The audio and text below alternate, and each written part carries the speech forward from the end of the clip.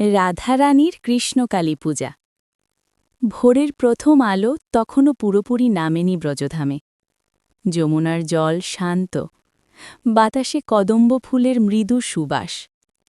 সেই নীরব মুহূর্তে রাধারানী ধীরে ধীরে এগিয়ে এলেন নদীতীরে। তার হাতে কোনো রাজকীয় উপাচার নেই, আছে শুধু কিছু তুলসী পাতা, কয়েকটি বেলি ফুল আর একটি ছোট্ট কৃষ্ণকালী মূর্তি। তিনি মূর্তিটির সামনে বসে মৃদু হাসলেন, চোখ বুজে ফিসফিস করে বললেন, হে শ্যামসুন্দর, আজ তোমাকে দেবী করে পূজা করি, কারণ তুমি আমার সকল শক্তি, সকল প্রেম।